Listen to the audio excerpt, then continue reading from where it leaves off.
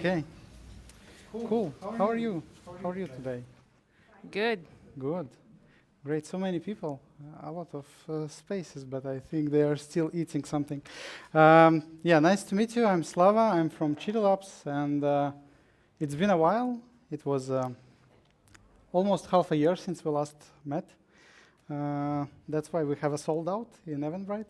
That's cool. So very happy to see you here. We are product meetup now, not product design meetup. We decided that there is so much more to tell about products, about development, design, so why limit ourselves with design? That's why a brief rebranding. And there is no better way to start with those two fantastic speakers that we're gonna have today. One of them is Egija, and then we will have Matiss. I'm sure you will learn much more about them a bit further on. So why we are here? We want to share some knowledge, amazing speakers to share their experience, and we want to build a community about business, about speaking up, about telling crazy ideas that turn profitable.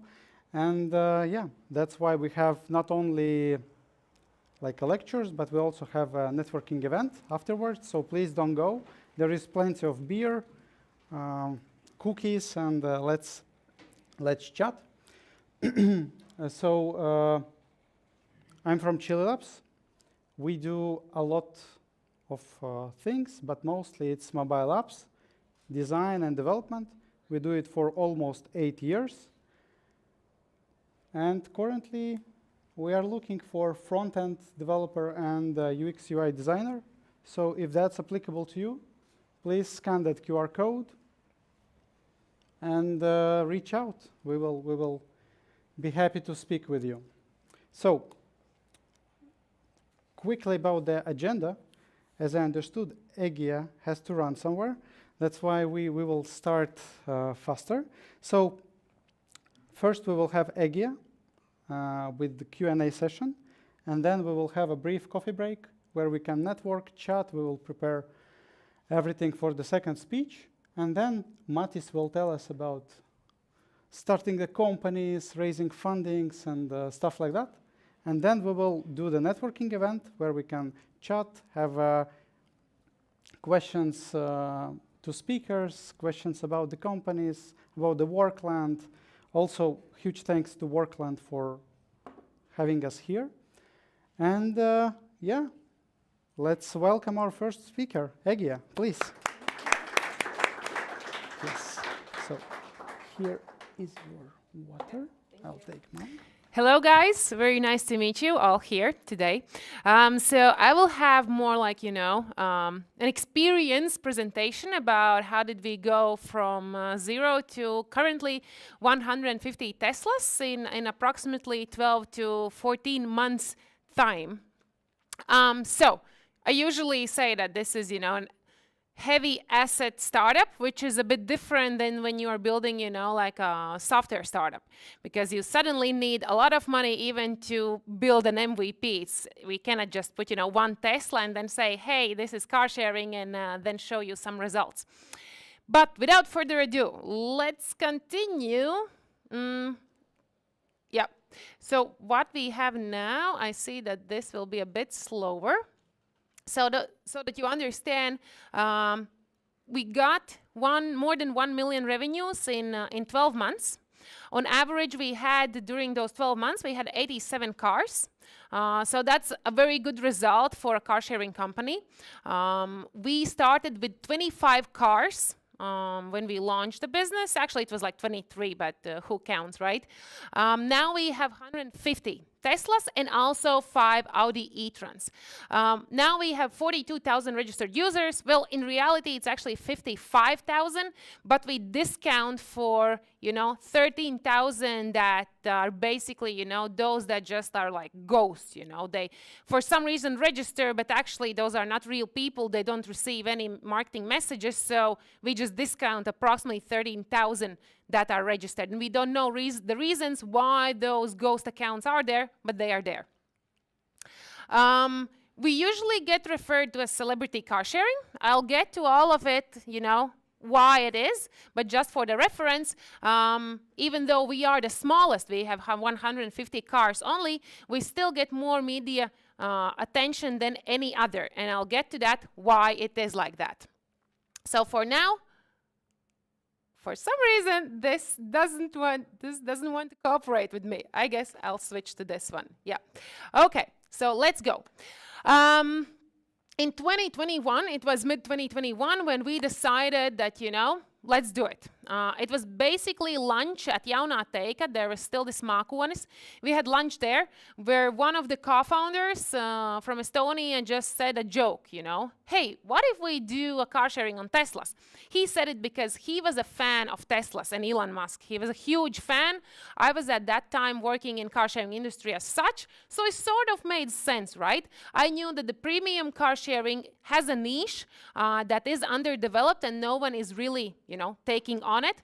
And also I knew that there is a niche for EVs, electric vehicles. And also I knew that in general, the industry as car sharing doesn't want to take EVs just because operations-wise, it's way more harder. It's way more harder to actually get profitable with electric vehicles because you need to charge them. It's not like, you take an ICE car, you just bring it to a fuel station, 2 minutes, it's full, it's back on the streets. With the charging, you actually need extra people who are taking the cars overnight to chargers. They're charging it, and especially with Teslas, we knew that there is not really a competitor here because for Teslas, there is no Tesla center in the Baltics. So nearest Tesla center is Poland, Finland, and Sweden. Those are the only countries where you can take a Tesla if something happens to it.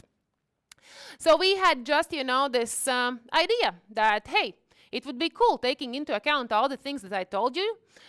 We created an Excel sheet with different assumptions, how many rides there would be per day, how many cars we would need to get to a break-even point and to profitability. That is around 300 cars. So we are almost there. We started approaching different investors because we knew one thing is we need equity, which is investors, and the other thing is we need actually debt financing because we will not use equity money to buy cars. That would be not the wisest decision in business, to spend 6 million euros on just acquiring assets that are losing value every single day, right? So investors part was not the hardest one. We spent approximately 8 months going from one investor to another investor. Mostly they said, cool, we love it, come back in a year when you have something. And it's, like very classic story. Finally, we found one investor who said, okay, we will do this. Of course, they had more harsh, requirements, and they wanted way more shares than we, of course, initially wanted to give. But in that moment, our decision was either we take the rules, accept the rules, and we just do the business, or we don't, because we saw that no one else is going to, believe in us. So we took the deal, which is not maybe, the greatest in the startup world, but for us, it really was like, we just want to do the business. And the next part is the financing. Basically, all of the banks declined. The same thing, we approached Swedbank, SEB, all of them said, great, you would fulfill all of our quotas for ESG. Yeah, but you don't have 2 to 3 year balance sheet and yearly statements, so we're gonna pass this time. But hey, come back in 2 years, then it's gonna be great. So in that sense also, we started approaching boutique banks. We actually approached Baltic International Bank, if you remember, we had one. They said yes. We almost got the deal, and then you know what happened. So I guess good that we didn't get the deal in the end. And then we needed to find new banks. So that was, this process going from one boutique bank to another boutique bank. Eventually, we convinced our investor that maybe you want to loan us money for the cars, literally as a loan, basically, imitating the lease from a bank. And they agreed. Of course, we don't have the best interest rates in the world, but still, again, that was our decision that we rather take, higher financial risks, but actually do it and try it out. So we were doing it approximately 1 year with no this real light in the end of the tunnel. We were not sure whether we will really pull it off and whether we will really have a business because there were so many unknowns and so many no's and so many financial risks. But as we found the investors, we got 7 investors in total from Latvia, Estonia, and Austria. The most interesting part is how we got the investor from Austria. That's one of our IT suppliers, software company. Chili Labs is also a software company. So when we approached them that they could, build for us basically the backend app, they are like a more or less white label company. We approached them, we approached several more, and we understood in that moment that actually, we could ask if some of them would like to invest. And once we found out that software companies are also interested actually in investing in their customers, because they know that, if we grow and become bigger, their business is becoming bigger because we are paying to them per car. So the bigger we get, the more money they receive. So we basically made them bid against each other. We found 2 suppliers and we made them bid against each other. Who will give the bigger investment? With that company, we will proceed and we will take their services. So in the end, Austrian company won over the German company. We took their investment and also their service. But that doesn't end there, The next problems we had is Teslas. We just said, okay, so we will have the Teslas. As I told you, Tesla Center is not in the Baltics. Back in 2022, which is only 2 years ago, Tesla didn't even sell to Latvia. Now, of course, that most of you may know that there is, a country called Latvia on their website and you can order the car. Back then, it was not possible. So we had to find a way how to actually buy the cars. We had to find a partner in, let's say, Germany who would actually buy the cars and then trust and sell them to us. So that's what we did. And eventually we found out that way, I don't know if I can tell that publicly, is that you can also greenwash other countries which have better EV benefits than Latvia does. So for Germany, it's one of the best. They are giving 7,000 euros as a subsidy to buy a new EV, but the car has to stay in the country for half a year. So then basically you get that the car stays in the country for half a year. It's been rented out to some German people, and then after half a year, Oxdrive is getting these cars. So all of our cars are kind of like new, but at the same time, they're at least half a year old. So this is something that we found out, and now when basically, it's allowed to order also to Latvia, we're still going another route because we see that's more beneficial for the business. In that moment also, when we were building it, no one really understood software as such. We sort of knew, of course, how it has to work. But when you get, like a software company and it's asking you different questions, like technical questions, how it has to be, you're like, pretty. It should have colors and buttons, and it should work. And that were basically the things that we could really tell to the software company. So they were... we were not the easiest customer in the very beginning. Now, of course, we know a lot, but at that moment, we were not, So with this one, I really encourage everyone that you don't have to know everything to start something, because there will be always people who know something more. And definitely what we learned are those 3 things, that your desire has to be stronger than rejection. We proved it, that, we got rejected so many times, but we just kept going. Literally unwavering faith in yourself. You have to believe that you can pull it off, because if you will not believe in it, you will definitely not find even that one investor who will believe in you. And of course, as everyone is telling, persistence and endurance, because those were not easy months when you are just trying to pull it off and it feels like nothing is really working out. But what does it mean, car sharing, so that you approximately understand what we are actually talking about? So you get cars. There you have financing, debt. You have to buy the cars. Cars are depreciating in value. You have to take that into account when you're pricing the cars and when you are doing anything, like when you're even calculating about the financing. You have to think right away about the selling process. How will you sell the cars? Because one of the basic things for car sharing, you have to sell the cars at a profit. You shouldn't lose money on the car, because if you're losing money on the car, then most probably it will be very hard for the business to actually become profitable, because otherwise cars, are depreciating a lot. All the other car sharing businesses, what they do is they are buying cars with a huge discount from the manufacturers because they are buying in bulk. Other companies are literally buying even not in hundreds, but in thousands of cars. And in that sense, we have to, find countries in which you have good EV benefits, because that's the only way how we can get a discount, because Tesla as a brand is not giving any discounts. If you remember, when Hertz ordered 10,000 Teslas, then Tesla offered them free delivery, and that was it. They didn't give any discounts. For 10,000 cars, they gave free delivery. We also got to Tesla. We found a way how to, reach out. There was a seminar in which Vice President of SpaceX was participating, and she was a woman. And I used that argument when I just wrote like her first name dot last name at spacex.com. And I wrote that, I'm a fellow women entrepreneur, and I'm really looking to get in touch, with Elon or anyone close to Elon. And of course, she didn't give me Elon's contacts, but she replied and CC'd one of Elon's private assistants, personal assistants. So he then, of course, also didn't communicate with us too much. He just CC'd another person from Europe who was working at the headquarters of Tesla, because we also wanted, to get some maybe discounts, because we were trying to argument to them that, hey, we are, making your cars more visible in this region. They offered in the end, well, for every 100 cars, we can give you 5 wall chargers.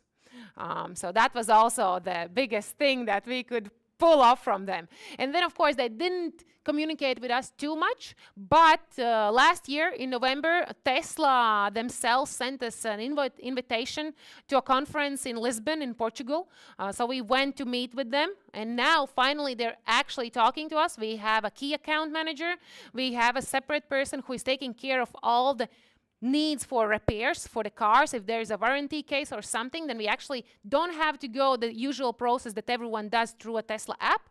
We get a specific person with whom we can communicate, with whom we can negotiate about prices and everything. And also they're offering some prices to buying their cars, but they're so little that still that Germany route is way better than anything else. Okay, moving forwards. Then, of course, we have software. We have backend, we have end user app, and service app. Backend is, as you're all quite technical, then to put it more or less in perspective, for the backend, when we decided that, hey, we would like to build a new one, and we walked around and talked to several software companies and several software freelance people, they all looked at the current backend and said that if you want to build something similar, it will require you 1 to 2 years and approximately 1 to 2 million euros if you want something like that. So it's very heavy, and we decided in that moment that, okay, we will not invest at the moment. We will still wait once we're, this huge business, and then it's on a different scale. But right now, to invest so much money and so much time into a backend for a startup, we didn't see much sense. And user app, of course, you've all, or maybe you have all used it. Still some glitches, we are working on it. Service app means it's basically in-house app for which, our fleet guys are using it, when they're operating, they're charging cars, cleaning cars, yada yada. Also relocations, for that we have a separate software that we built with AI's help, because we need to understand which are the best locations from which to take the car and to which to bring the car. When it's just 20 cars, we can do it easily on our own, but when it's already 150, it's very hard to manually decide on those things. Operations-wise, we have our own in-house repair shop that we launched last year around, I think, October, November, when we understood that we are paying so much to outside repair shops. Tesla is allowing you to actually bring your car to fix at any repair shop unless it's something connected with the engine or the battery. Otherwise, you can fix everything else on your own. We were spending so much money, especially if you remember 1 year ago during New Year's Eve, there was a guy who crashed our car into a tractor on Ganeibu Dambis, driving 150 kilometers per hour and not even hitting a brake when approaching the tractor. So when we understood how much money we have to spend in actually repairing those cars and putting them back together, we created our own repair shop. So now we are literally putting, building almost cars from scratch. If we have really damaged car, we just buy a donor car, which, for example, has a crashed back. We will take that. We will, basically from 2 build 1, and that's way cheaper than, fixing it or trying to squeeze something from insurance companies. Forget about that. Never gonna happen, because the person especially is drunk, he's over speeding, and he left the accident scene. 3 cases in which the insurance will never pay out you anything. And of course, in car sharing, those are the only 3 reasons why you need the insurance, right, for the cars. So that's why we have our own in-house repair shop, and we also opened it actually to the public. We're also repairing people's cars, that usually Teslas, private Teslas that they are bringing to us. That way we also understand that, we can actually cover our own people's salaries with, outside customers, and then we basically, get our own repair shop almost for free. Then of course, you have spare parts. We have a separate person who is responsible for looking for spare parts, because that's also a separate business, very hard one. You have to monitor the cars, you have to check the cars, you have to relocate, you have to clean them, you have to deliver them, you have to repossess the cars. If, for example, we discover there is a fake account, fake client driving, it's actually a different person than the one that's registered, we literally repossess the car, take it away. So you have to assess also the risks. We are checking, all the people that are registering one way or another. We will always manually go over all the customers. When you, for example, start the rental, if it's the first rental, we will always check the person. We will sometimes even go as far as check on LinkedIn and Facebook, because that's a very huge cost to many car sharings that, they don't do that, and they end up with many fake accounts that are being sold on Telegram. Many friends who think, oh, I'll just, give my account to my friend who lost his driver's license because he was drunk. And then next thing you know, he's again drunk driving.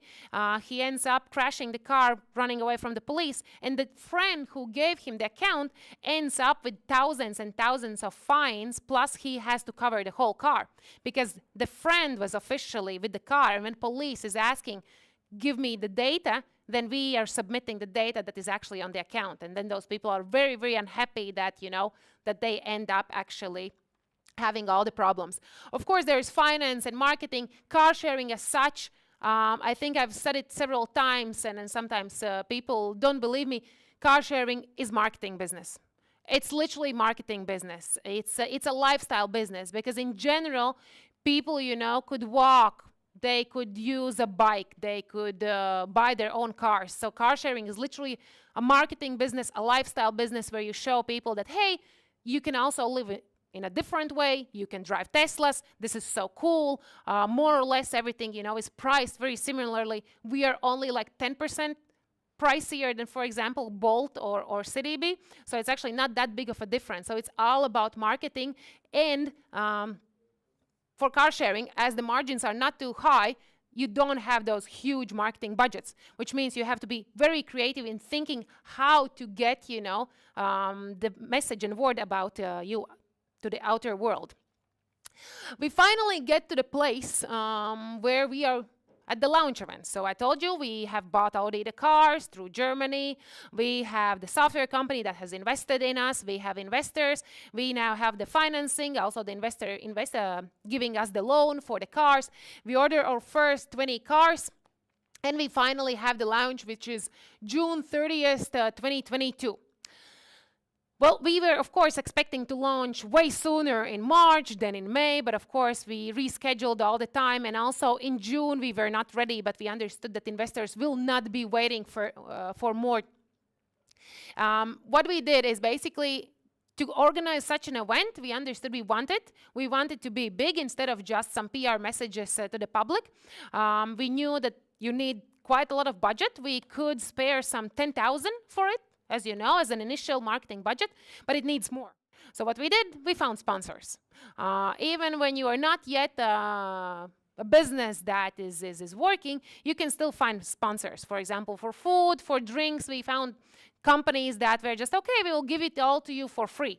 Or companies that actually paid us money for the fact that they can be there, they can be present and do some activity there.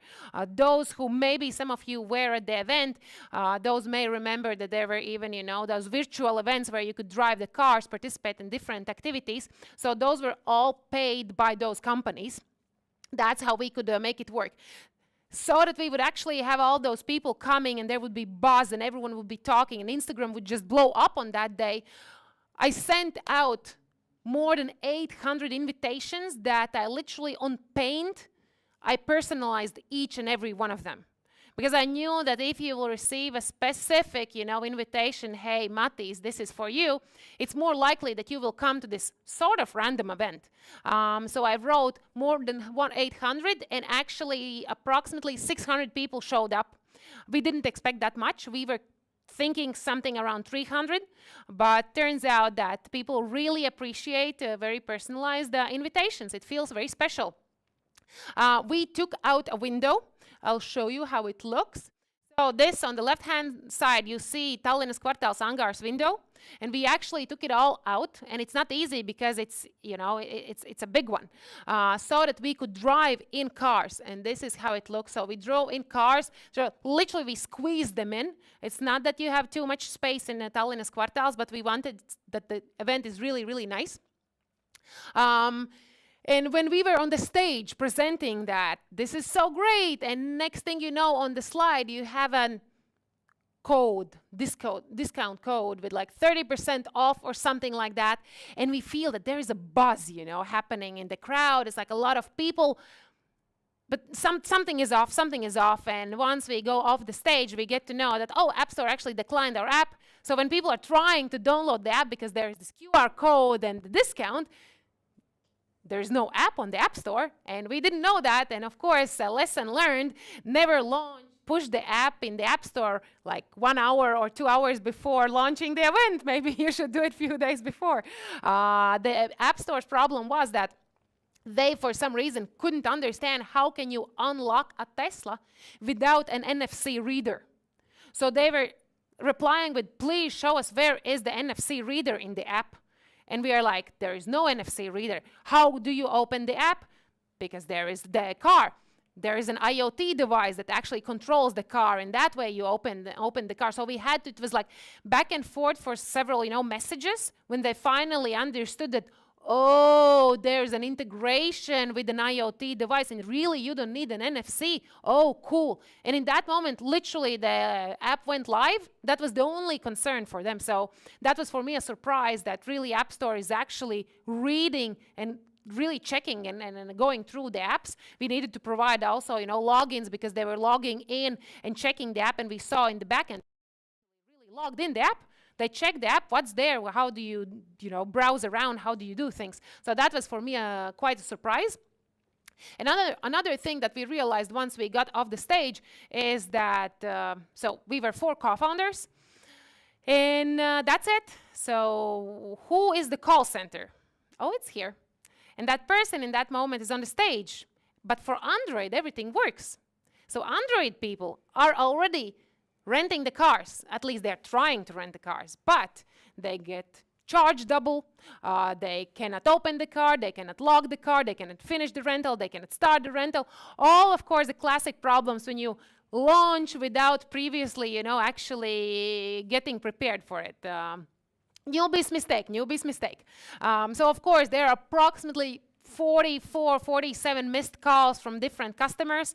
And then the whole evening I was planning that I will go off the stage, I will network with people, hang out.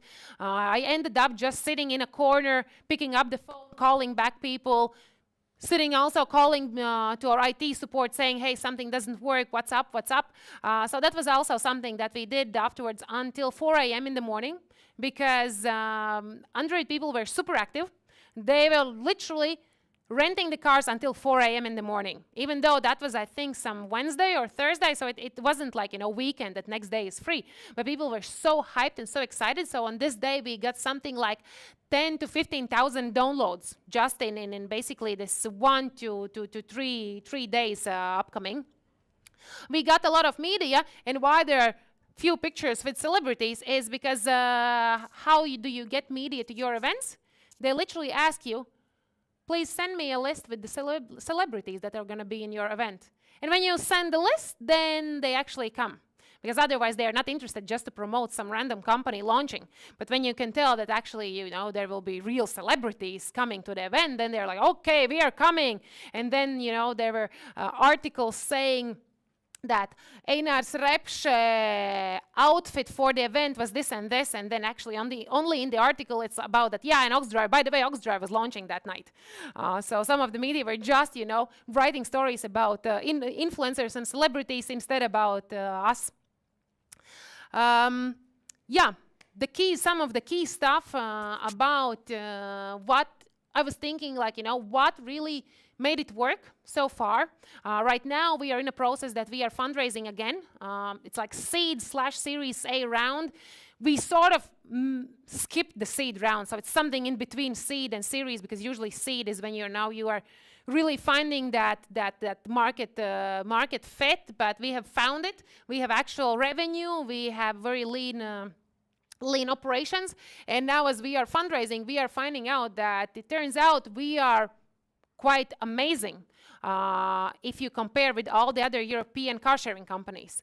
No one really believed that you can make an EV car sharing work, that you can make the operations lean, and everyone is very surprised when they are looking at our numbers that, okay, guys, we are still, to make sure, we are not yet profitable. It's like 150 cars. We need at least 300 to be profitable. But if you take a look just on the numbers, like the operations-wise, cost-wise, everyone is quite surprised, taking into account our very expensive financing. It's very good that we have come to so far, and we try to understand, so what made it work? Several things. Team.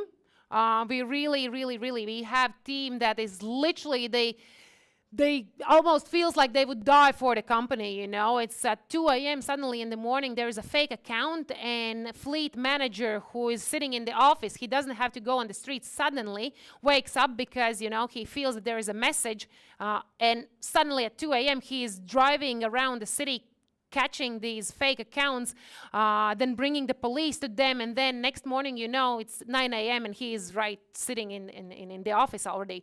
So the team is very crucial. It's, they are the ones who can actually make it really lean, as otherwise, this is the whole team that makes it work with 150 cars, which is not, it's not just 20 cars. Other companies, I just spoke with Virtuo, they had way more people, they right now have 200 people. Of course, they have also way more cars, but in comparison. Next thing is customer support. In our case, that's something that we are proud of. Of course, there are sometimes, something that goes off, something goes wrong. Some people are dissatisfied, but customer support in this business is so crucial. That is something that, even if the person is mad, if you can make him feel and show that you care, sorry, it was our fault. Yes, the app didn't work. Something, we messed it up, and we never are afraid to actually give you, a voucher, a coupon code that's saying, sorry, here's a €3, €5, €10 voucher, depending on the situation, and people really appreciate it. And then they drive more and more. And the third thing is marketing. We basically, our budget is, close to, it's close to zero. Sometimes it's, sometimes it's like few €100 per month. Then we had one campaign in which we spent a bit more money. I was hoping that the video will work, but I see that it doesn't.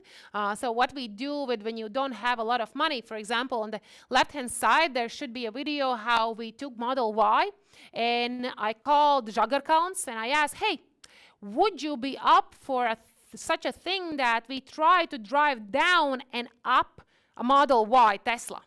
And they were like, okay, I guess, why not?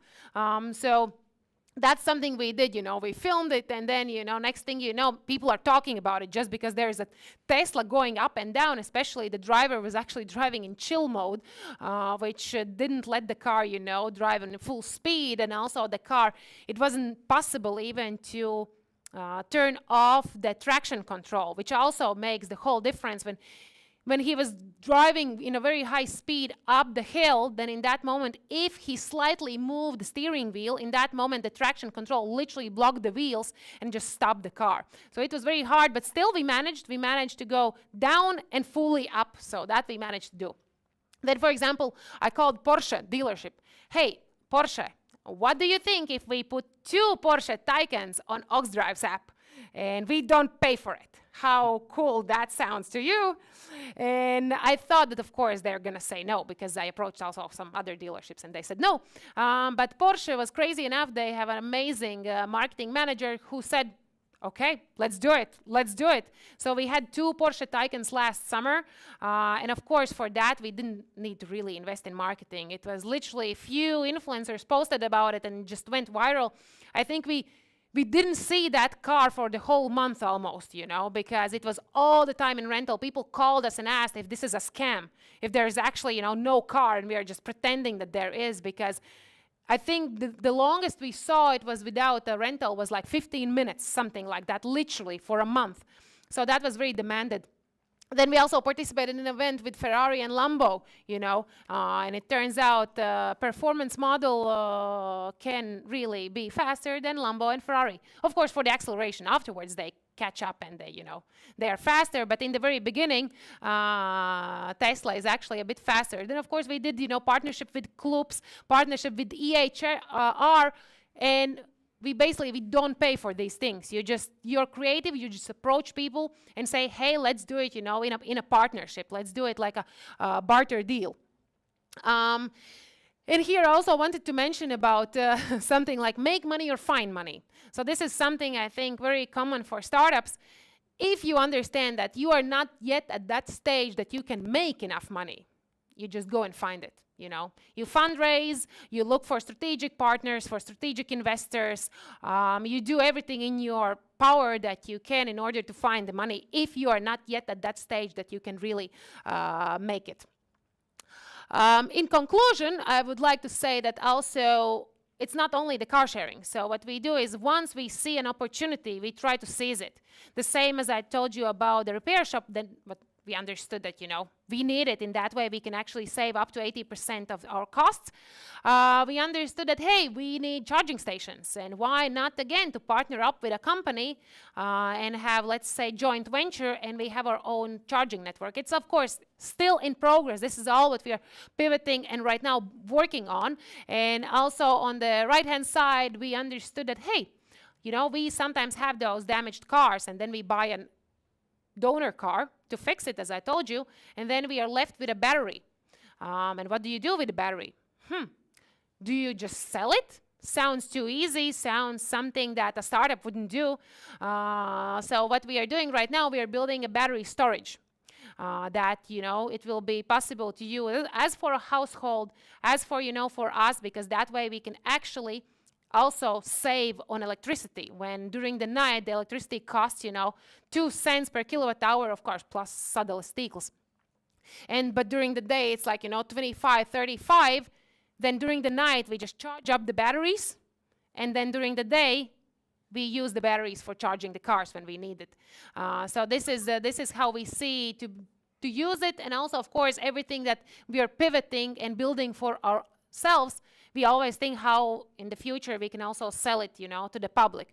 So that in the end, we, for example, are thinking that we could build an ecosystem, because we understand that car sharing as such, it's a very niche business. And we see that, it's better that we can slowly build an ecosystem, basically, like an Apple. Now that you have an Apple phone, you need an Apple computer, you need Apple all the other devices, because then it's only when it really works smoothly. So we are trying to do the same thing. Yeah, I think that's it, and I'm ready for the questions. Great.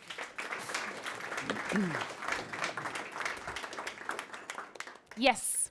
Can you tell more about I'm sorry. We have a Ah. microphone, so live audience can hear it as well.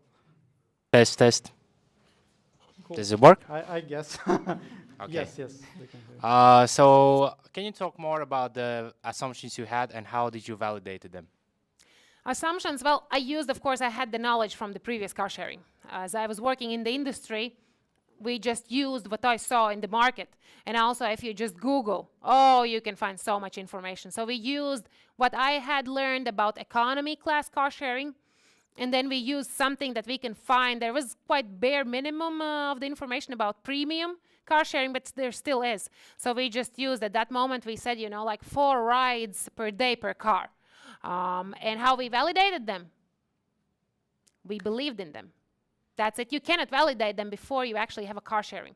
You cannot put 1, 2, 3, 4 cars and then say, hey, let's validate it. Because it doesn't work that way. Car sharing works only at a scale. So even now with 150 cars, we still cannot, of course, say that, yeah, our model definitely works. Because car sharing works when you open the app and it stops 5 to 7 minutes you have to walk to the car. And right now, if you open our app, most of the time, you'll have to walk for longer unless you are lucky and you really have a car around. So that's why I said in the beginning that for such a startup, it's very hard to fundraise because you literally just have assumptions that you cannot validate at that moment. You can just show that, hey, this car sharing said in their statement that this is what they have. So we believe we will have the same, or worse or better, We had all 3 scenarios: realistic, optimistic, and pessimistic. Of course, we presented to the investors the optimistic version, but we also had for ourselves the pessimistic version as well. I admire your investors. Right. Some other questions? Yes. Egija, can you tell about the equity investors that you have in the beginning? How many, if you can tell the ticket size, who are they, some information? So it's 7. In total, it's 7 investors. One was the biggest one, the AvaFin group. And then the rest are more angel tickets. For example, the software company, they gave something around like 100K. Then all the others gave, 50K, something like that. In total, we were fundraising for $500,000.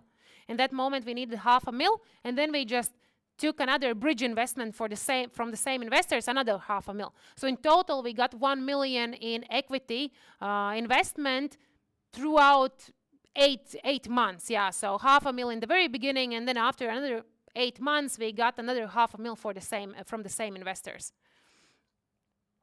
About 150,000 per investor, per equity investor. Ticket size. No, yeah, if you mean the angel. So basically, yeah, the bigger investor, which was the AvaFin group, they gave the most. Yeah, They gave the most, and everyone else, there were tickets. Even one, which is Planet 42, you may know the company, they gave something like 20K. So it's like there were smaller tickets, there were bigger tickets, because we just had this $500,000 that we put in the budget, and we knew that we needed not only for the launching, but we needed also for the runway. That's what we calculated. So that's why we, if we missed 20K, we just walk around still and called up people. Hey, maybe you just want to give 20K. That's all we are short of. Yeah. All right. Great. Someone else? I don't All think right. it's fair. Can you talk One about more, how you and split the responsibilities with the different co-founders? Yeah, sure. It actually happened very organically. We didn't really split it, but to shortly describe. So Kristaps, going from down to up. Kristaps, he was previously working at the Bank of Latvia. So he is the finance guru, he's the CPA, so he, of course, took everything that concerns accounting, finance, all the depreciations, car prices, pricing, everything that's numbers, he took it. Then, for example, Johan, he was coming from also from the startup world previously. He built 2 software startups. One was chatbot. So for the companies, at that moment, it was kind of like unique. Now it's nothing special, but that moment it was something quite unique and innovative that you could, install chatbots in your web pages. and as he was this fan of Teslas, he took also very organically everything that's connected technically with a Tesla. Buying it, how to make sure that, we buy it at the best price, how to sell them. So everything connected with a Tesla, how to fix them. For example, some of the first Teslas we had some technical issues that the low voltage battery didn't work. And at that moment we thought, we will have to replace them. But he found out he was the one, like the tech repair guy, who actually on YouTube, following instructions, fixed the low voltage batteries.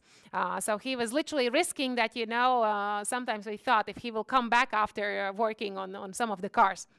So at that moment, he took everything that's related to the cars, plus he took the financing. So he was the most active one looking for the debt for the cars, as he was also the one who really could explain how we can sell the cars, what we can do with the cars. Christians was coming from more, already at that time from deep tech AI companies. So he took more that, business development in sense like automations, systems, operations as such, for example, that, we all are quite lazy people, so we don't want to all the time run around and think where to put a car. So he was the one who actually built the relocation software. Even though he's not like a software developer, he just found ways how to do it because he was previously, working in business development for all those deep tech AI companies. So he took operations under his belt, and afterwards, even when we started hiring people, then he was the one managing and still now is responsible for fleet manager so that the operations work. And also for me, it came more or less quite organic that PR marketing was, of course, at that time under me because just I understood already the car sharing market, how it works, what we need to do. And also what went under me is the software part. In a sense, the back end, the end app, the service app, just because I always was super interested. I always was dreaming of how it would be to actually build a software startup. So I took that all part, and then also I was looking for suppliers. For example, in the beginning we didn't have all those things in-house, so we were looking, for the best deals, and I was always negotiating with people that, is really this the best price you can do? Is really this the best price? And that also came to me very naturally to deal with people and make them cooperate and give us 2 Taycans and stuff like that. So it all kind of fell in place very organically. We don't have a CEO. We don't have such position because when we are all 4 standing, and if you would say, so who wants to be the CEO? All 4 would be me. That's why we understood that as all of us would like to be CEOs, we decided that, okay, fair enough, we won't have a CEO. So already, the business has been live for a year and a half, but in reality, we've been working for 2.5 years without, having one person who is the main leader. So we have all the shares split equal. We have everything split equal. It's basically a democracy.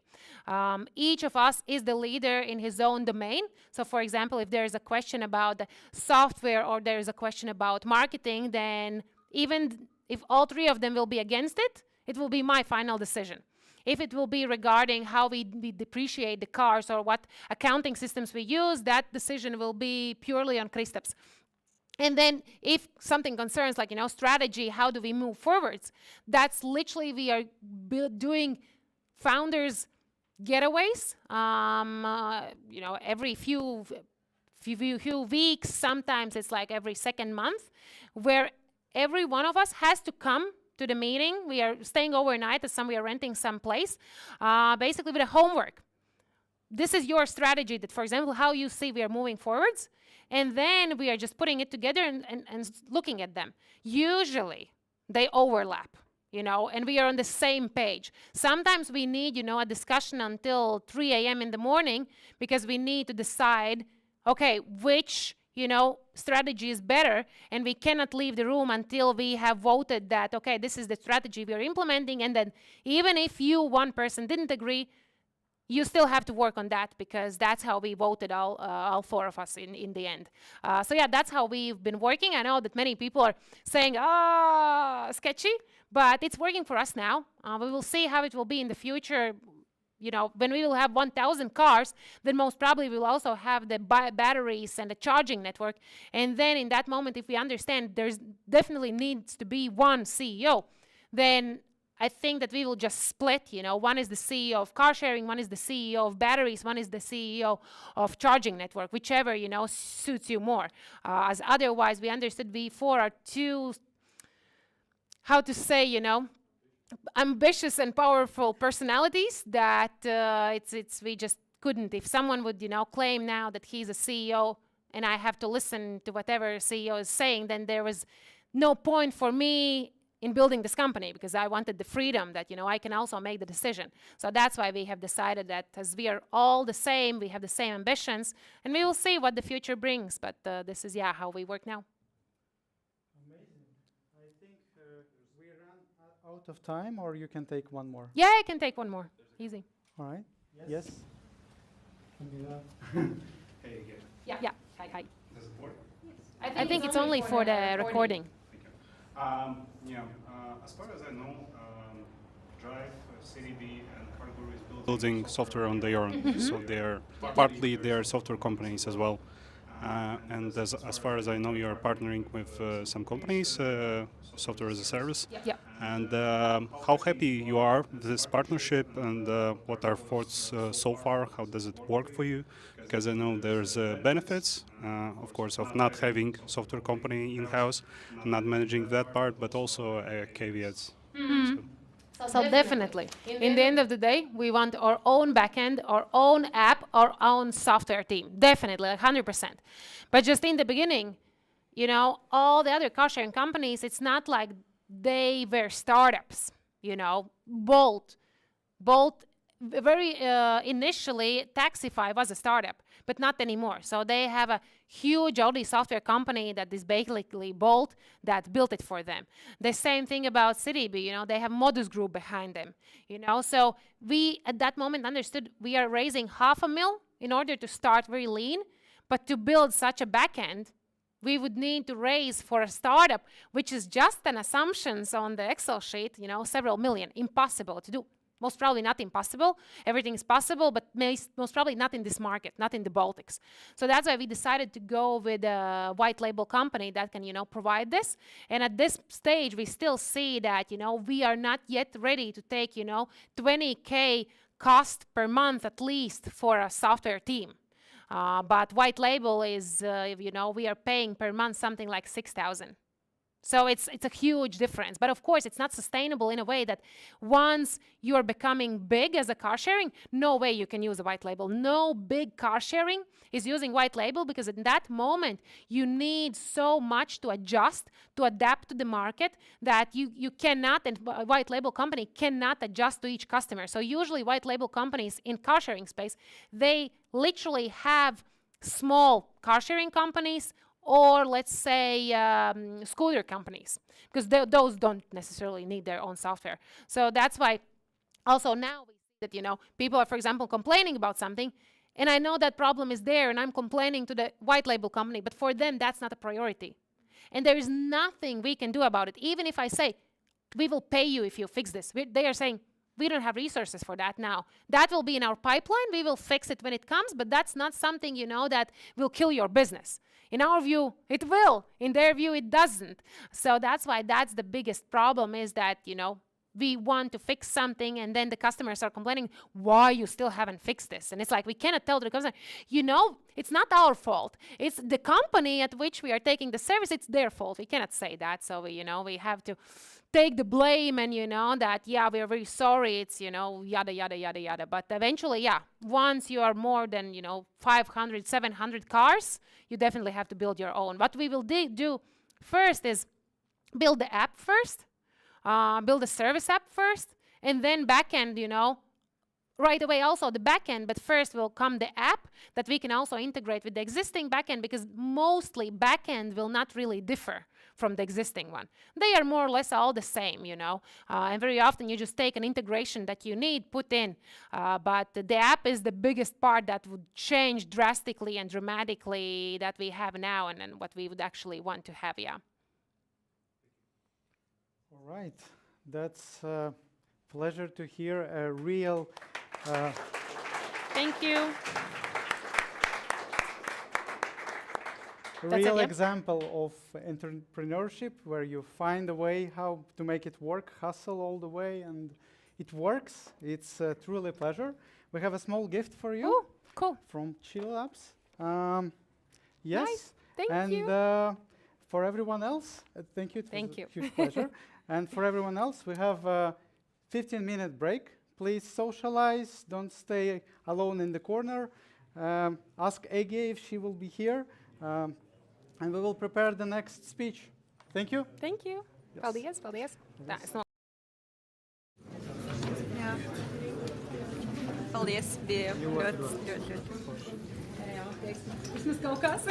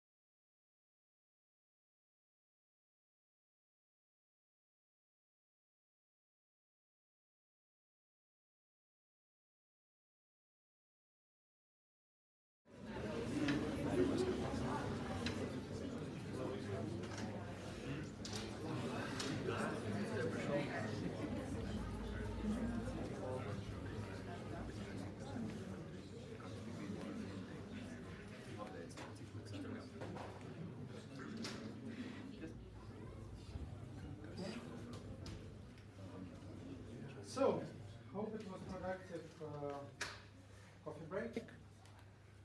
We still have great speaker speaking about the most important topic, about the money, how to raise them, what to do with them.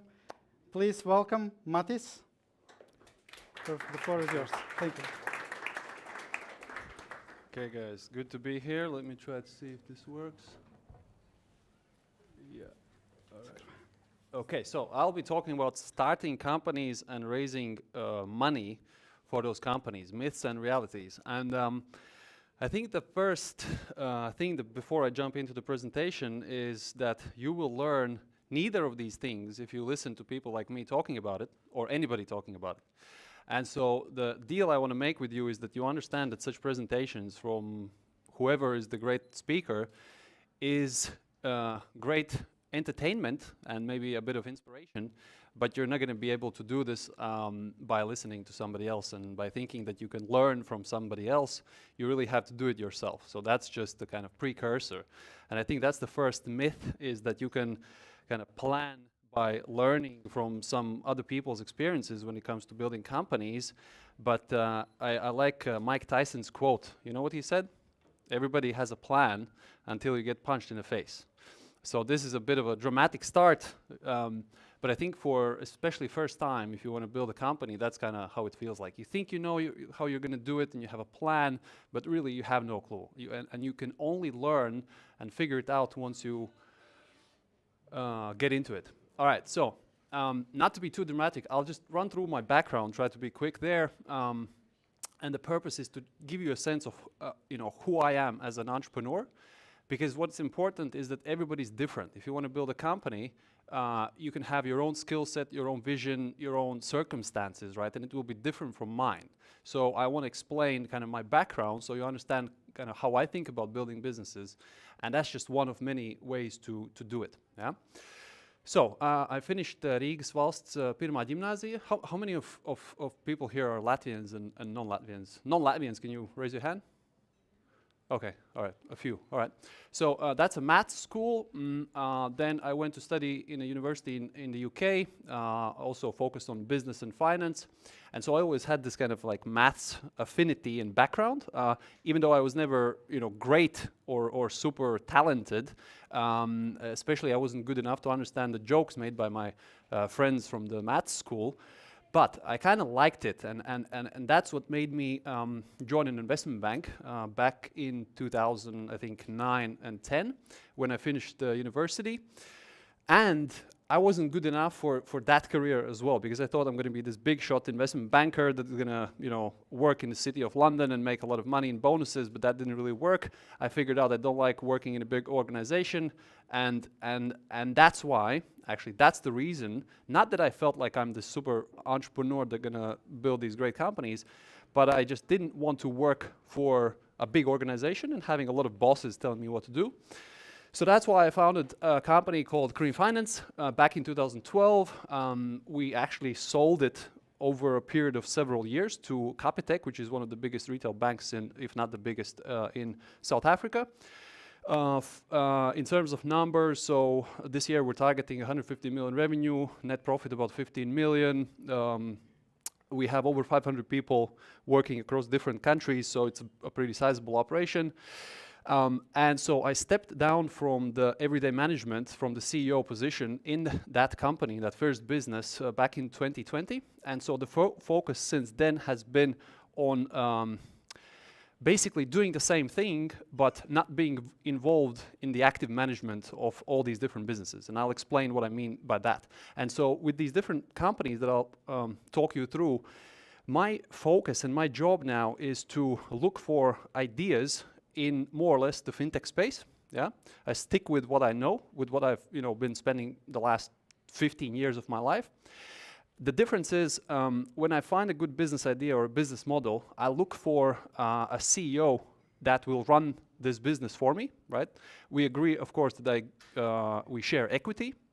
I put in the money. Yeah, equity, seed, whatever you call it. We also help through our platform to give debt financing for these different businesses, and that CEO is then responsible to take the business to the next step. And so a few companies that I'm involved with, that I've started, Money.jo, it's the biggest non-bank finance company in Jordan, so we provide consumer loans, scooter loans, different types of effectively loans where the consumer is the end borrower. We started it 3 years ago. This year we're planning a 50 million euro, but in local currency revenue.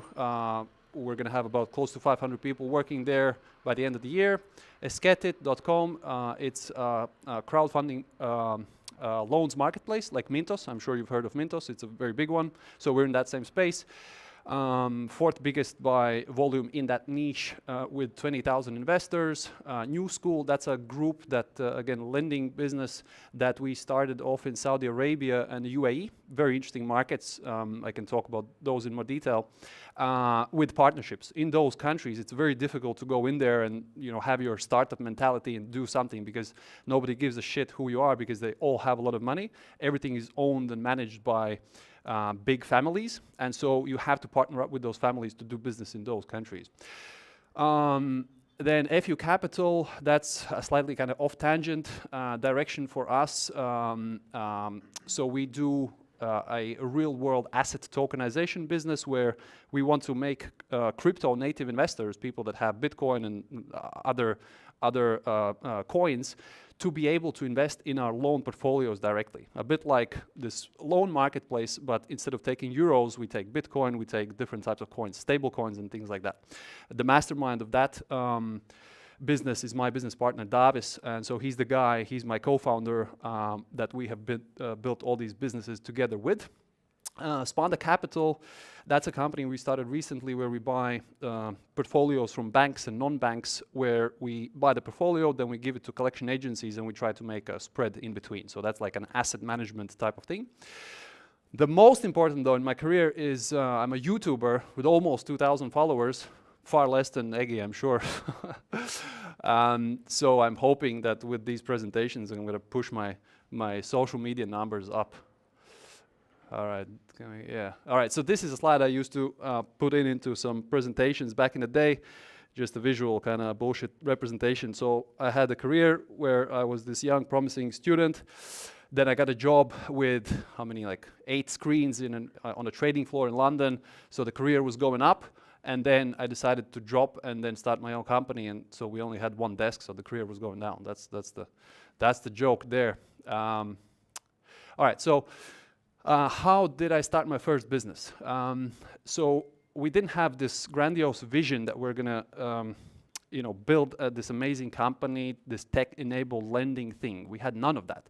The reason we started online consumer loans business was, one was that I was interested in finance, like I mentioned in the beginning. So this was like an industry that I was naturally kind of keen to look at and think about business models. Second, it was online. So back then, 2011-12, I'm still working in a bank in London. My business partner, Davis, he's in my best friend. Back then, we were close friends. He's in Latvia. We're talking on Skype, if you remember Skype, thinking about, okay, what could we do? All sorts of, random bullshit ideas. And then at some point, we noticed that there are a couple of companies that had started this online consumer loans through a text message in Latvia back in 2009, 10, 11, right? So that served as a proof of concept for us. So those companies were making a buzz on the market. People were talking about them. They were growing very fast. It was kind of post-aftermath of the 2008 crisis. So there were not a lot of businesses that were doing well, and those were. So that was our, like I said, proof of concept that, okay, this is something that we could try also to do. So weirdly, we thought that we're not going to need a lot of capital. With all my fucking investment banking experience and finance, I thought I'm going to build a lending company without having to have a lot of capital. So that's super stupid. I don't know how we thought that, but because of that, a friend of mine from university, he gave us the first 30,000 euros, 20,000 lats, in fact. And we gave the guy 45% of the company. You think it's a good deal? No. Okay, you understand it's not a good. I thought it's a great deal because we got 30K, right? So I was very happy until I think May we started. I think in June, basically 2 months later, we had run out of this 30K. We gave it out in loans. We gave it out to a white label IT provider. And then it kind of like hit me that, okay, like we have jumped into this pool on the deep end. We don't really know kind of what we're doing, but there is some excitement. People are coming to the website, they're taking out loans. Some of them are paying them back, surprisingly. So there is some traction, some excitement. And that was all it took to kind of like be confident to keep going, right? And we took this step like unknowingly, yeah, effectively. We did manage to to correct that deal, that terrible 45% eventually, but the couple lessons here, the first one to kind of tie into that, is that you can make very dumb decisions. That, you know, dumb is maybe like a strong word, uninformed, you know, inexperienced, like uneducated decisions because you're young and so on. And you can still be successful, and your business can still grow, assuming that the business model is good, right? The same with Egija's story. The business model needs to really be there, and you might not know it in the beginning, but no matter how good the execution, how much funding you have, and how great you are, if you're inherently working on a shitty business idea or a bad business model, nothing is going to save you. So we were largely lucky that we jumped into this thing that was a good thing right from the beginning. It wasn't because of our greatness that we built a good company. Second, I'll talk about this often, so I want to drill this into you. If anything else, quick and cheap testing of an idea is far better than you know, analyzing, theoretically thinking about how it could happen, you know, checking stuff for months and months and so on and so forth. I always really believe you just try to do quick, cheap tests, and only from there you will really learn the reality. Yeah, and I think that's, again, going back to my point that we took this first step, we opened this website, we had a bit of funding, and there we understood that we know nothing. And that's our beginning of our learning curve, right? And it's very important oftentimes to just take that first step, and from there on, you already, you know, rubber is hitting the road. All right. And so I was thinking about how do I give you some practical advice, even though of course it's super hard to do it in 20-30 minutes, it's impossible. But there are a number of questions that people ask me when it comes to companies and business, and I try to list those kind of frequently, let's call it, asked questions, and I'll give you some pointers, some tips from my experience against each of those questions. So number one, how to find a business idea. We had two guys asking me kind of like, you know, what should we do when we're 20 years old? How do I find my business idea? The short answer is steal it, or copy it, rather, right? The reason I say this is because people are very different. Again, there are innovators, there are company builders, there are people that are great in deals, and so on and so forth. It's important to kind of understand what's authentic for you, right? Follow your own interest and personality. So, for example, for me, I know I'm not an innovator. I'm not a person that's great at finding how to do things in a new way, right? A product person that will come up with the next new thing. I am, I think, pretty good at building companies, right? I can look at something that works, and I can do it even better, faster, and I can do that multiple times at scale. That's a company builder approach. So for somebody that's a company builder, it's important to look for an idea that already exists. Proof of concept is out there. A couple companies that already are doing something and they're growing, right? One, and second, again, look for ideas that are quick and cheap to test out. Yeah, something that doesn't take 5 million, a huge infrastructure project as your first company that you will roll out in year 5. Yeah. All right. How to know if the idea is any good? All right, it's like drugs. I mean, you have to try it out. And I think more importantly, and you will never really know whether the idea is good or not by sitting and contemplating pros and cons and SWOT analysis. It's not going to happen. My suggestion is, again, look for ideas. The idea is good if it's quick and cheap to test out, right? It doesn't necessarily mean it's going to work out and it's going to be a great business, but if it's quick and cheap to test out, that, you know, like puts you into the swimming position where you can, you know, learn to swim. By quick and cheap, I mean a couple of 100,000, 100, 200, 300,000. It takes a couple of months to get your first customers, some feedback, right? That's what I mean by an idea that's quick and cheap to test out. Love the problem, not the solution. This is kind of a Silicon Valley mantra, but it really makes sense. People oftentimes come up with an idea, I don't know, like some platform, e-commerce thing for selling whatever, cat food.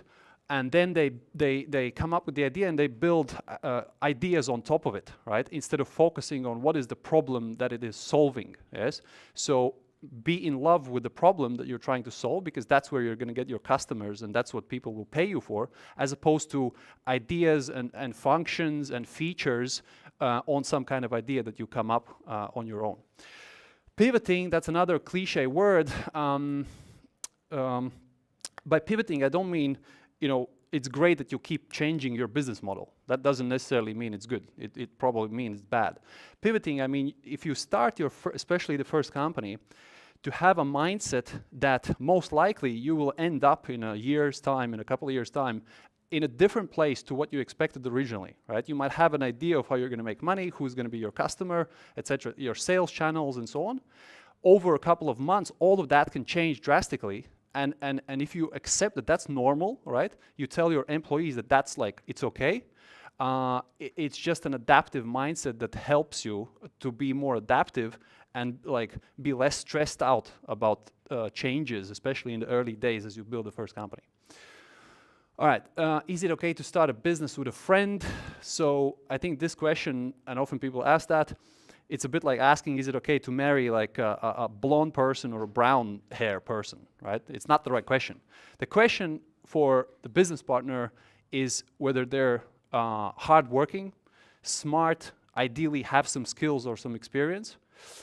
Do they have super strong work ethic? Those are the things that you're looking for. Whether that's your best friend or somebody you don't know, that doesn't really matter on one side. On the other side, when it comes to the founder relationship and setting up your first thing, pay attention to shareholder agreement, to articles of association, to the legalities of how you manage on paper your relationship. Because if you hit the jackpot and there's a successful business, trust me, when there will be money that you'll have to split, the friendship will take the kind of second seat, right? And if you don't have your legal things like shareholder agreements sorted out, right, then that will be a problem.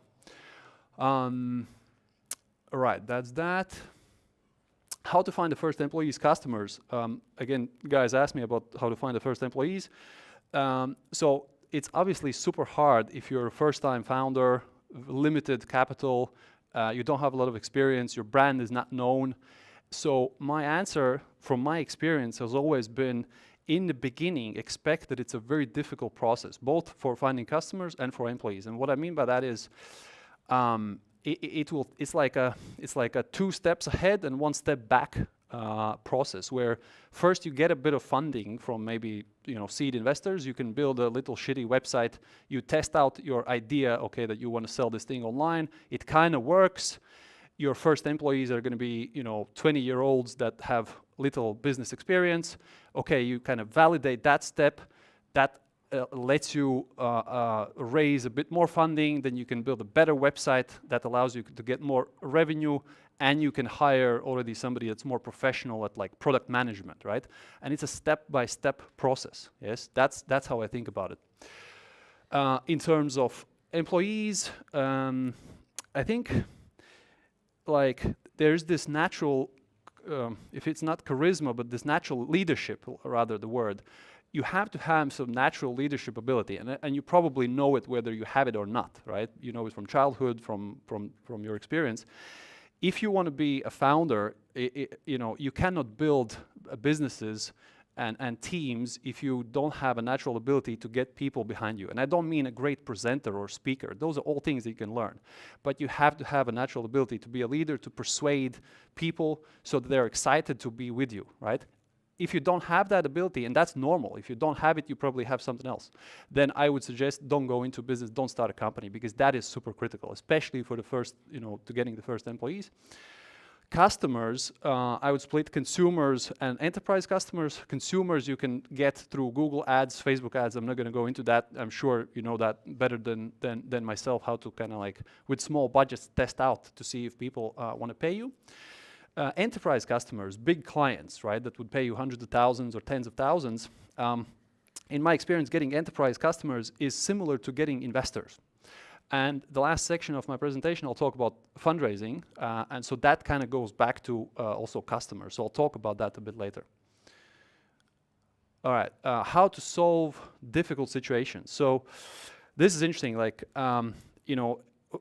however you do your first business, very quickly you will hit some, quickly it could be the first year, second, third year, you will hit some situations like disputes between co-founders, running out of money, slow growth or terrible growth, complaints from customers, first court cases, all of that or some of those things will happen. And what I see for younger entrepreneurs, maybe people that have less life experience in dealing with disputes and tough situations, they kind of worry about all of those things at the same time. What's going to happen if this and that, etc. My suggestion is always to just solve one problem at the time, focus on whatever is the next problem, as opposed to, okay, in 3 years' time, we're going to have like, you know, all these different problems. Don't think about it in such terms at the early stage. That's one. Another point, and I've definitely done that a lot, maybe early on and less so now, is that founders try to kind of like hide problems. And not that they're with negative intentions, but with positive intentions, to keep the picture that everything is growing and so on. And that puts a lot of pressure on the founders. And it actually, from my experience, it's much better in the long term to take a strategy of telling people how things are when they happen, or state things as they are when they are. If there's, you know, super squeeze on funding, you can tell that to your employees and maybe not customers, your employees, and it will be okay most of the time. Sometimes some people won't like it, they will leave you, etc. That's the cost you can take with this strategy. But it's super important. When you have a problem, it's okay to say, yes, that is a problem. We'll fix it, instead of trying to kind of make a rosy picture, bypass somehow, you know, avoid it. Yes.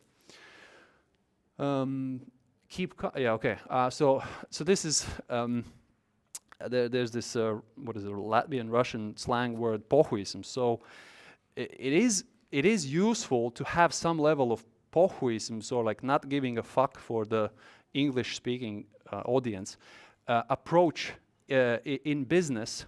Why? Because first of all, we're not saving, you know, children's lives. I mean, like, the worst thing that's going to happen is your business goes bankrupt, a couple of people lose their jobs, they're probably going to find, you know, next job a month later. And I personally know for myself, I put huge amounts of pressure back when I was like early 20s on making the business successful. I was so stressed and like had like panic attacks sometimes and so on. And well, that was just my journey. That was how I was. But it's not really worth it, right? And sometimes if you kind of reduce the stress level, you can make better decisions and you can enjoy that whole experience a lot more. All right, how to start a company abroad, I'll talk about in a separate slide. And fundraising, that will be the last piece I'll talk about. So let me. All right, how to start a business abroad. So why this topic specifically? Because obviously we're in Latvia, it's a small country. Assuming you're from here, not from the US or China or whatever, then I'm jokingly saying, okay, there's two ways to make a lot of money or to create a big business. One is through government contracts, not an expert in that. Not saying it's bad, it's fine. Or the other one is obviously you can start here, but you have to go international, you have to expand fairly quickly or eventually at some point. So for us, again, why did we go international? Not because, again, we had this vision that is going to be this global company, like a lot of people, blah, blah, blah. Not really. The reason why we went into Czech Republic, CZ, Czech Republic, back in 2012 was because the Latvian regulator, PTAC, Patērētāju tiesību aizsardzības centrs, bless them, best institution in the world, they came up with this idea that they're gonna license all the non-bank finance entities back in, I think, 2011 or 12, and that the license is going to cost 70,000 euros, 50,000 lats, 70,000 euros, and the paid capital is going to be 500,000. For the context, back then our portfolio, so that's the loans we've given out to consumers, was like 50,000 euros. Yeah, so that's like now we would have to buy a $500 million license to exist, right? Completely impossible. That's the reason why we decided, okay, let's just try to copy what we've done for the first year and a half in our business, opened this website and had these processes, etc. Let's just go and do that somewhere else in Czech Republic, because we're going to die in Latvia because there's this regulation coming. Yes, that's the reason why we started international expansion. To the VCs, we're saying we had this fucking great idea, the vision, the analysis, you know, all of that. But the reality was very different. Long story short, in Latvia, we also survived. We managed to get through this regulation through all sorts of different tactics. But we went into Czech Republic in 2012, which is basically like a year after we had started in Latvia. We had like 6-7 people in our Latvian office, and we were already in Prague, kind of like walking the streets of Prague and trying to like build a business there. And so with that, we made all the classic mistakes when it comes to international expansion. A few of those are that we try to do everything ourselves. That's myself and my business partner. We would go there. We would go to these different vendors like accounting companies, debt collection, blah, blah, blah. They spoke fuck all English. We were trying to like communicate. It didn't work, and that was very difficult. We did a fairly bad funding deal. We gave more than half the company away, the Czech business to an investor, because we were very keen to just get in there and like accept any terms that were there on the market. And we tried to do everything ourselves, like I said, hire the people ourselves. We had a lot of cultural barriers, even though it's Czech Republic, it seems like it's EU, but it's different. And so we were struggling because me and my business partner, we were there, everything was supposed to be done by us, right? What we did though, is again, we put ourselves very quickly in a position of having to really learn from real life circumstances. So we learned fast. So on the fundraising side, we understood that when we go into new countries, we cannot give up control of the business. We have to retain control more than 50%. It's very important. Most importantly, we understood we have to hire the country manager locally on the ground as the first thing that you do, as opposed to like build the whole fucking business and then 2 years later you find the CEO. That's just wrong. So that's what we learned. We learned to figure out how to make teams in Latvia cooperate with teams in Czech Republic, project management and matrix management and things like that. All right, a few lessons here. Again, even a small business can expand internationally. It forces you to learn. So the lesson is, depending on the business model, you can be small and you can go quickly into new markets. It's possible, right? But it depends on the business model. Again, lesson, we simply got lucky that the business model was inherently good to scale into different countries. The luck plays a massive role. Everybody likes to say that they're all fucking self-made, etc., etc. We're not self-made, right? Luck is super important. We were lucky largely to have a good business model, to have circumstances that forced us to go into a new country because we didn't have the foresight, the vision. That was built later for the bullshit stories for the VCs. Beginning was just different. Again, I've mentioned this, I think, in every slide. Quick, cheap testing, trying it out is always much better. That's when you really learn what's going on in the market. That's when you learn about things you haven't thought about. And I cannot repeat this enough, that that's a better way to start a business than any other way. All right, okay. So this leads us to the last piece about fundraising. You know this guy? Yes, Nelson Mandela. I mean, he was also probably a great fundraiser, but he had this quote: "It always seems impossible until it's done." Especially in my early fundraising days, it was just like a fucking nightmare, difficult, took everything out of me, a lot of meetings, rejections, Egija mentioned this, it's like super tough. And so I love this quote, I used to use it a lot, when it comes to fundraising. So a last few points in terms of fundraising. So first and foremost, big funding rounds, when you read all these TechCrunch stories and whatever, Forbes, about a company that's raised a huge seed round, a huge Series A, etc. It does not mean, for some people it's evident, and I don't want to accuse you that if you understand that it's evident, it does not mean it's a successful company. It likely means that it will be, or it's already a successful company. It's possible, but it's not, the equation sign, yes? It's very important to make that distinction. Why is it like that? It's because of the Silicon Valley style of doing business. Let's just build unicorns, growth at all cost, right? And then the media that is obsessed with unicorns. And that's a distorted perception of, the business world. There are so many other ways of how people get rich, so many other ways of how people, realize their potential in business. than building a tech unicorn, right? Even though in the media, that's all we read about most of the times, yes?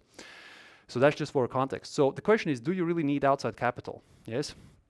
And so oftentimes it doesn't even go into the heads of young founders to understand that you could build a company funded from the customers that pay you money for the fucking product that you sell them, right? So we're all thinking that to build a business, that means just raising money from the VCs. I'm not saying it's a bad thing, I'm just saying that there are different alternatives. And if you look statistically, what's more likely, what's more possible for you to have a successful business career is if you build a company that has reasonable growth, 20, 30% per year, year on year, you don't give up a lot of equity in the company, right? Maybe you raise some money in the beginning, it's possible, but it's not like you raise funding round after funding round, etc. In a period of 10 to 20 years, maybe even more, so a significant part of your professional career you spend to that one company, but you end up with a business that generates in your year 10, 15 or 20 profits such that the company pays you dividends to you as an owner of the business. I'm not talking revenue or like whatever profit. I mean dividends in your pocket in the amount of 1 to 2, 3 or more million per year, right? That is a great scenario, yes? And people oftentimes don't think about it that way. We think about raising. So the other scenario that the media is more, promoting is a tech business with a potentially a unicorn valuation built in 5 years, hundreds of millions or tens of millions of VC money raised, and then the founder, you get rich if you manage to sell your shares, right? The chances of that happening are statistically much smaller, and your ability to control that outcome is much smaller compared to that scenario of a company over a 20-year period. You retain the control. It's not like going to be all over Forbes, but you're going to be a rich fuck and nobody to account to, right? All right, so last couple of actual points instead of ranting. Start small. So what I mean here is, ideally, your business idea is such that doesn't take a lot of money, $500,000, couple of 100,000, up to $1 million. That's a good way to think about starting a business. Split your tickets into, again, 10, 20, 50, 100K, as opposed to a big, 1 or 2 million investment that you need to raise. That's very difficult.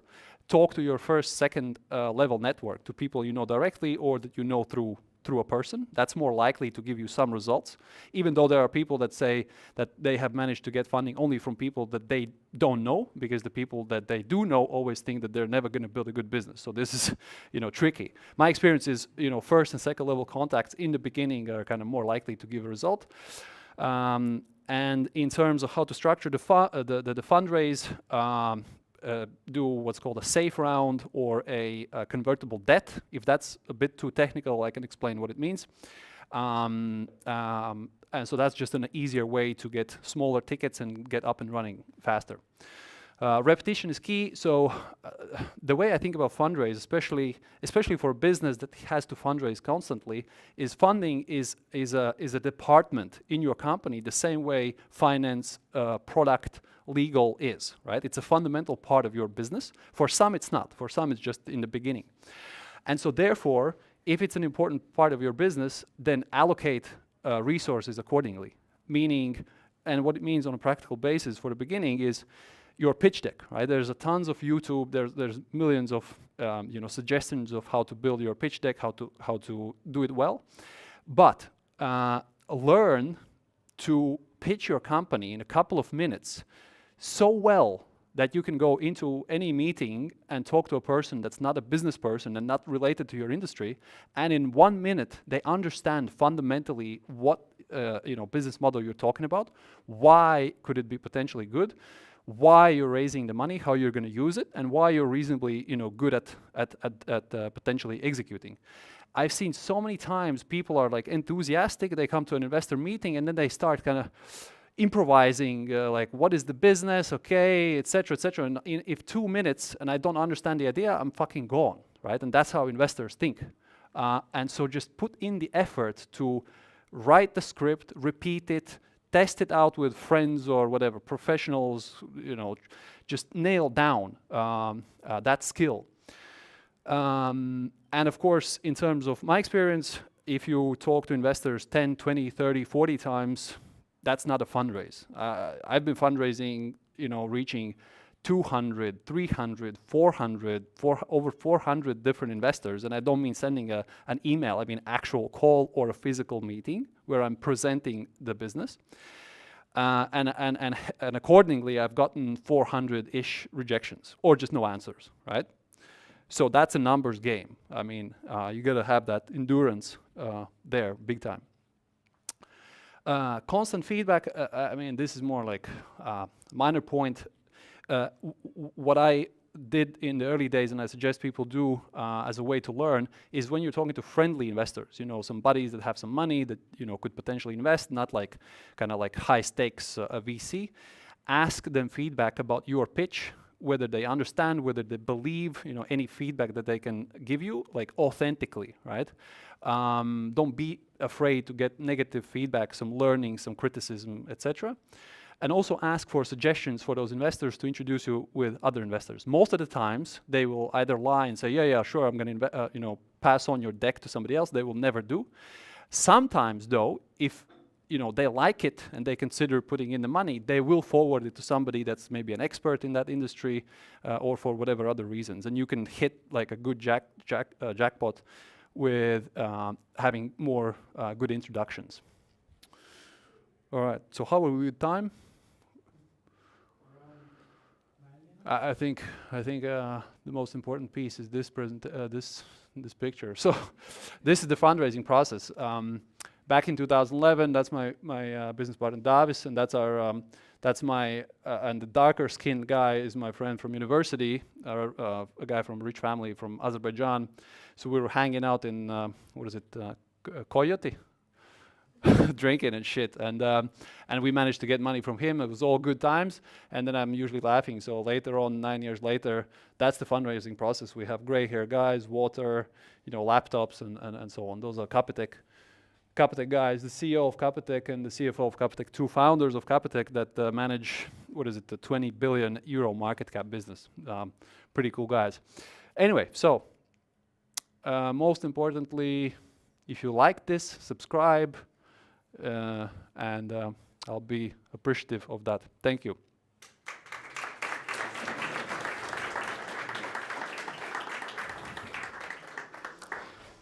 All right. Q&A? Yes. Let's go. Anyone?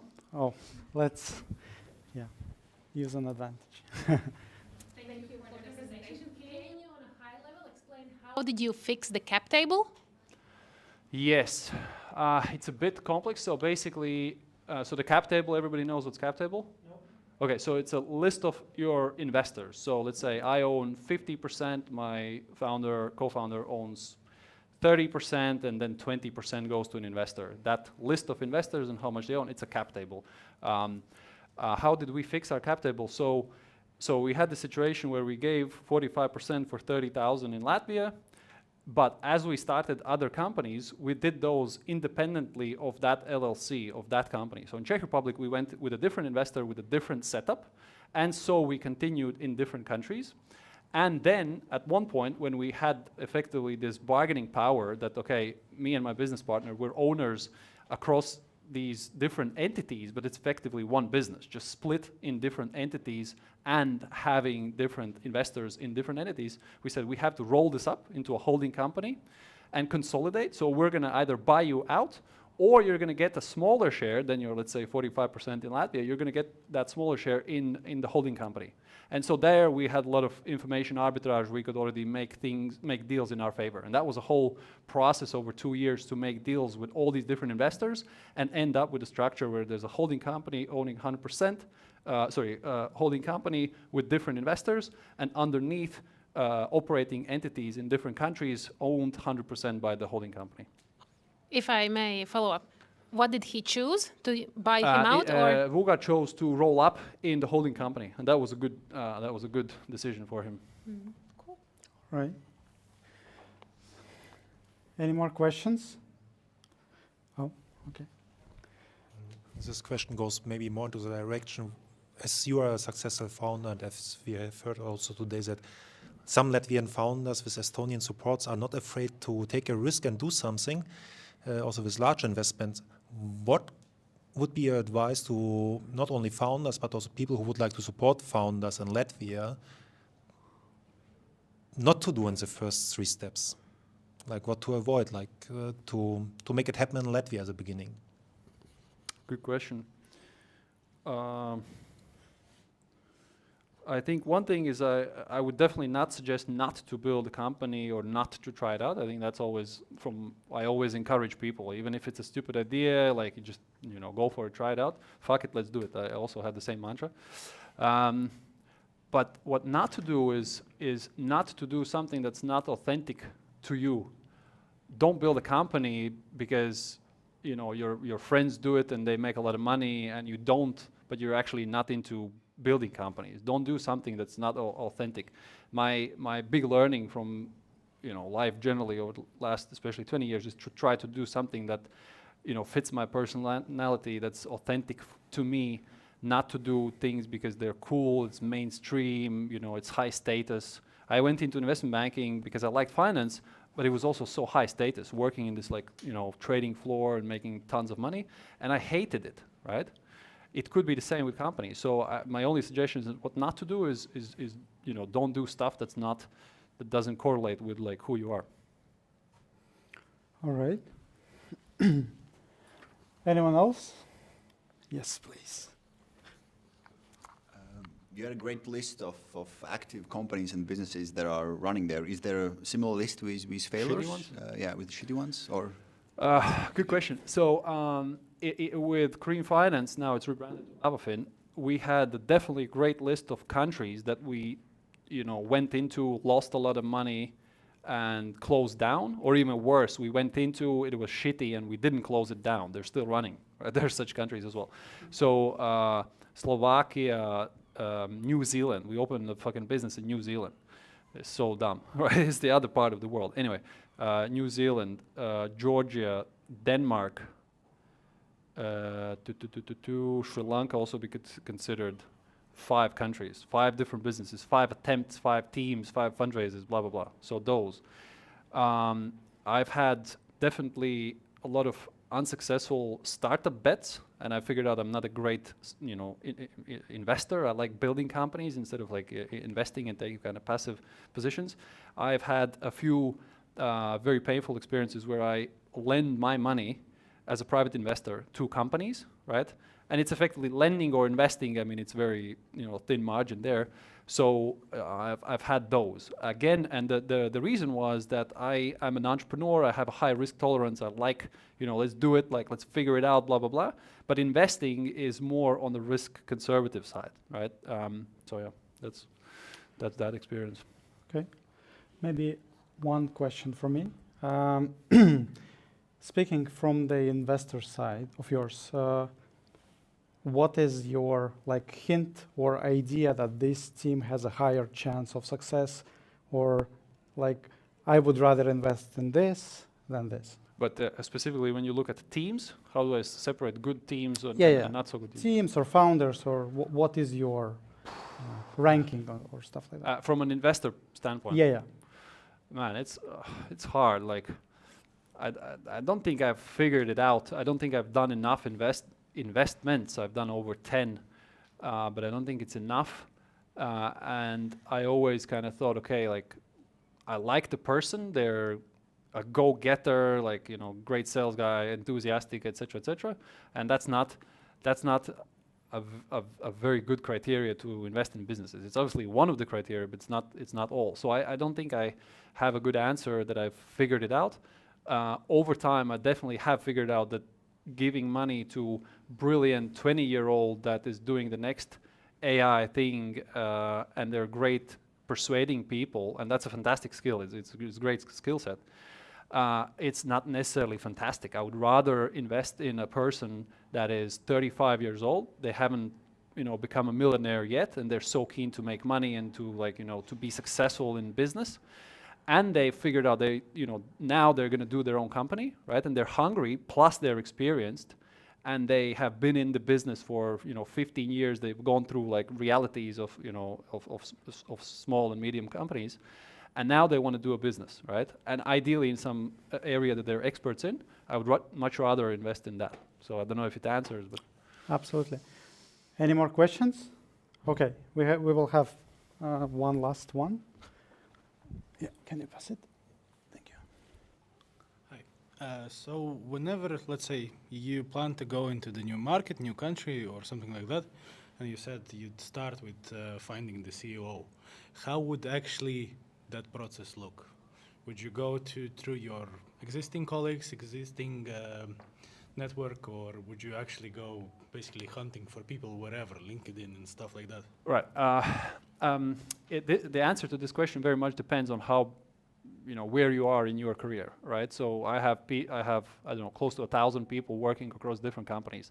I have a lot of tools I can use, primarily, especially if it's if it's a big budget kind of entry in a big market where there's like a known business model, we're doing a lending with some partnership in some country where we think it's going to be a big thing, and there's allocation of resources. It's not like a small quick test type of scenario. I would go for a top headhunting executive search firm, pay them, usually you pay them 3 times this gross salary, like a 3-time monthly salary that can be in the tens of thousands, sometimes in the hundreds of thousands. And you're going to get like really top talent people from your biggest competitors, of CEOs of your biggest competitors. That's one answer, but it's not available to everyone. You have to get to that position. LinkedIn search, it totally makes sense. I like, come to think of it, what we've done quite a bit is use the so-called HR business partners. So those are people that are either in-house or outsourced that you pay money so that they do the scouring of the market. They do LinkedIn, they have all sorts of databases that these HR people are using, blah, blah, blah, like local search, job search websites. And it's not like a full-fledged HR firm that's like big and costly. It's like basically a freelancer that comes from, let's say, your industry. And they provide this as a service. So they search for people for your company. So it's a smaller cost, and they are insiders, so they know well your company and your industry, and so they target specific people from your competitors. Yes, that's another way.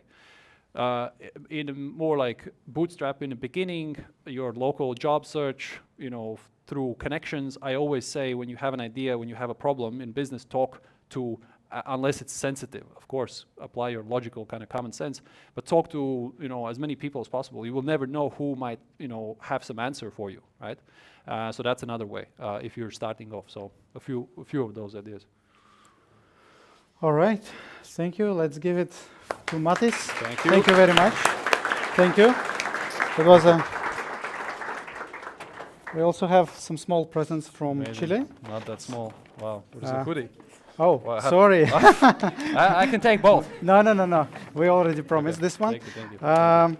So yeah, let's give one more round of applause for both of our speakers. Thank you. Great stuff. Thank you. So we are restarting this activities this year. So there will definitely be more. So the next one is at the start of summer. Please make sure you are following our social networks. If you have a great founder or head of the company or someone who has a great story to tell, let them know we exist, and maybe next time they will share their journey with us. Also, we are open to feedback. Please scan the QR code and give us feedback, what you think. Really, please do that. Okay, some people are raising the phones, good. We will wait, We have time. Yeah, this is really important for us to become better. And that's basically it. Thank you for coming. Also, huge thanks to Workland for giving us this venue. And once again, we have 40 minutes, actually 35 of chatting. So feel free to ask Matiss or anyone questions. Thank you all for coming. Take care.